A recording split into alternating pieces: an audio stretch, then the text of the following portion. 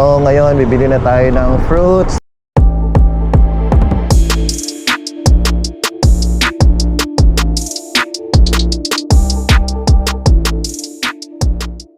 Hello guys, welcome back sa ating channel. So for today's vlog, meron lang akong unboxing muna tayo. Ito yung aking gagamitin sa aking mga future vlog, ang aking bagong camera. Yan. So nabili ko siya kanina lang.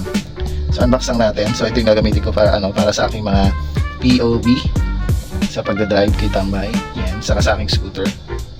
So ito yung gagamitin natin. Okay? So unbox natin. And then pakita ko sa inyo kung ano yung mga kasama dito. Okay, ito na, nabuksan ko na. So, buksan na natin kung ano yung mga laman. So, yung model pa na nito, ito Insta360 Go 3S. So, 4K siya. So, maganda siya for POV. So, yan. Yan ang box. So, ito is, I think, mga manual to. Manual. And then, ito na. Yan ang ating camera. So, ganda niya. Black. So, hindi ko talaga yung black. So, may dalawang kulay kasi ito, black and white. Pero syempre, black yung kukunin natin. So yan yung camera. Tapos ito yung mga accessories nya. And so I think para sa ano to. So mount din to. Then meron din siyang for para saan ba itong ganito. So mount din siya. Then ito naman yung lanyard. Oh, yung lanyard pa niya white, hindi pala black. So mas gusto ko kasi kung yung lanyard niya black din. Pero anyway, okay lang din naman. Then, ito pang isa. Ito yung ito actually yung I think magagamit ko lagi. Ito kasi yung piniipit lang sa mga sa sombrero. Ayan. Ayan, so gagamitin ko to. Ito yung madalas ko I think magagamit. And then, ito, I think para sa scooter ko pwede to. And then, ito naman, syempre for natin, POV. Pang POV natin to. And ito, hindi ko rin alam kung saan nalagay yan. So tara, buksan na natin. Ito yung camera. So ito yan, pwede nyo siyang tanggalin. Ito, detach yan. Detach mo yung pinaka-camera. Teka, tanggalin ko nga lang. So ito na, tinanggal ko. Ayan, so ganyan na siya kaliit talaga. Ayan, parang isang daliri lang. Tapos ito naman yung kanyang charger at also yung kanyang screen. Ayan, ito yung screen niya. So na din yan, na-open, wait lang ha. Ayan, na-open siyang ganyan. Ayan, para saan yan? Selfie. Diba? So, open lang natin. So, actually, first time ko itong magagamit or ma-open. So, ito ata yun, button. Yun. So, yan. So, yan yung screen niya. Parang nakalagay. Siset pa lang.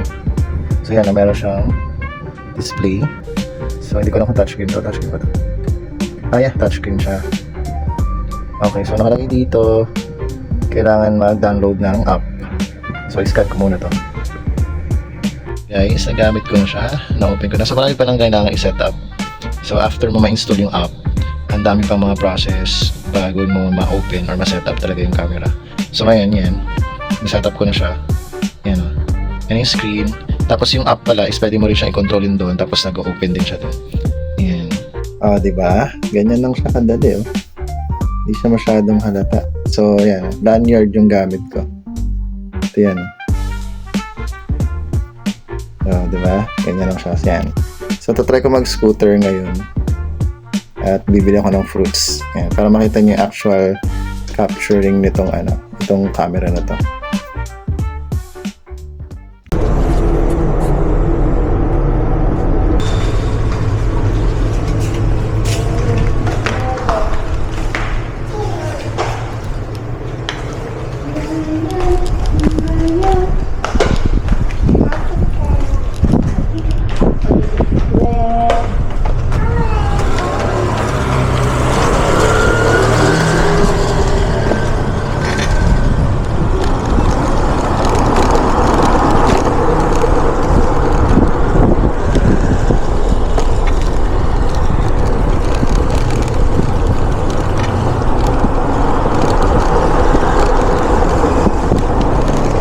So yan, bibili ako ng fruits ngayon. So gabi na kasi ngayon, no? So So mga ano na, magsi 7 na. Kaya try natin kung anong itsura niya pag gabi.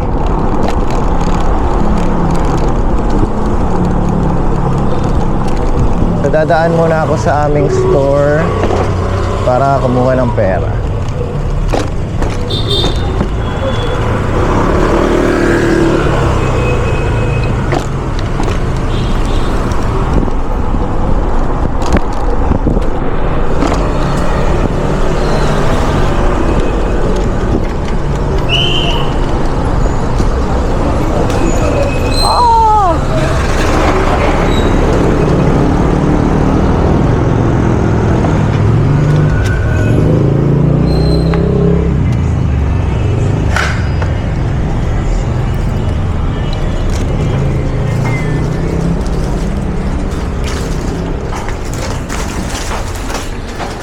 Chut, chut, chut, chut, chut, chut, chut, chut, chut, chut. How much? 5. Okay. Thanks. Sige ka na. Kailangan ko yung pera.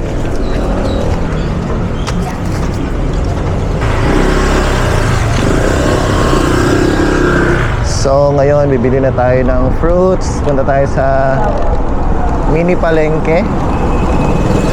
Dito sa amin, medyo malapit dito.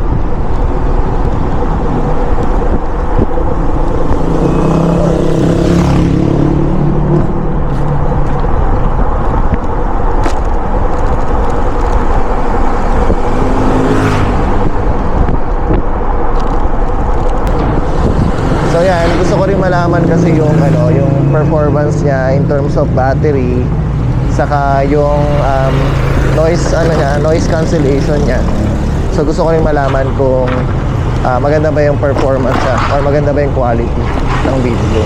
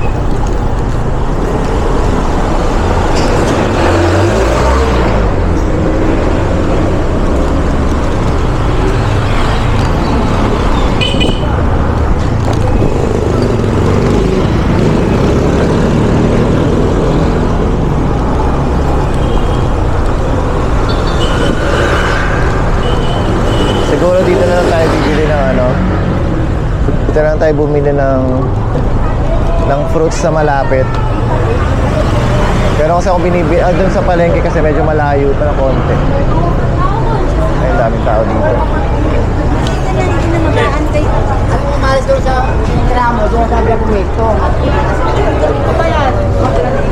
May larong basketball.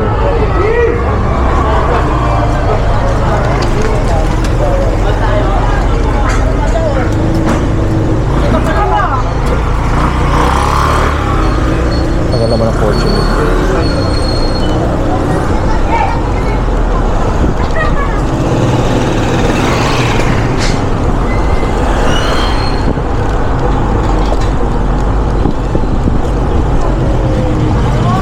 So yan, dito na lang tayo bumili ng fruits. Ayun, papaya.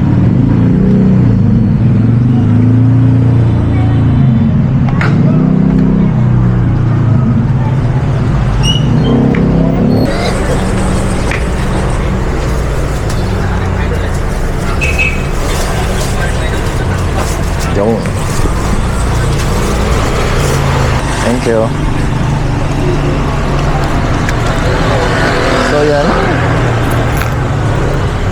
So lalagay lang natin dito.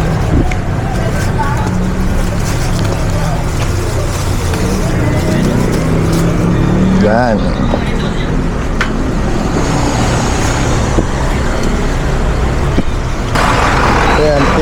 yung display kung maganda ba yung kuha niya. Ayan, so ito yung mga nabili natin. Okay, so uwi na tayo. Okay, let's go.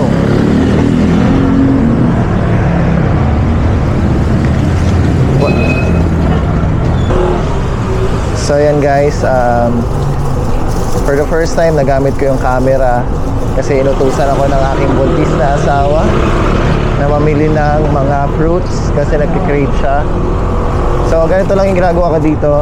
Usually si scooter talaga yung ginagamit ko for small sa short errands. Actually pati sa office, going to office, naka naka-scooter lang din ako. Kasi lang naman siya 5 kilometers lang. Kaya hindi ko masyadong nagagamit talaga si tambay. Kaya literal nakatambay talaga. So ito yung nagagamit ko lagi as in everyday. Yan. So ito yung mga tinatahak kong route. Ito yung mga tinatahak kong daan.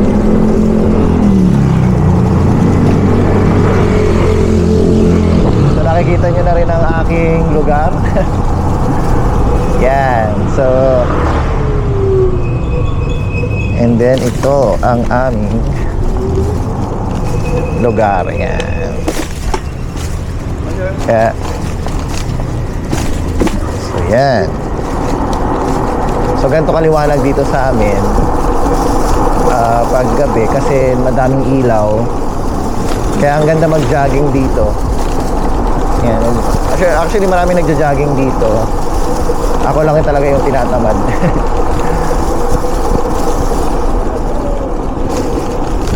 Yan, kasi maliwanag, di ba? Maliwanag yung lugar. Ayan, di ba? May nagja-jogging. Tapos may mga nag-walking. Yan. So, yan.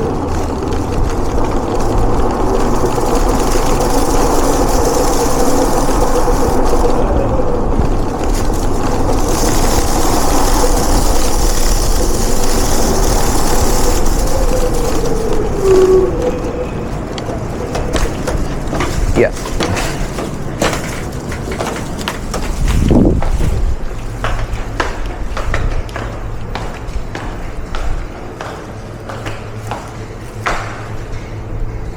Okay.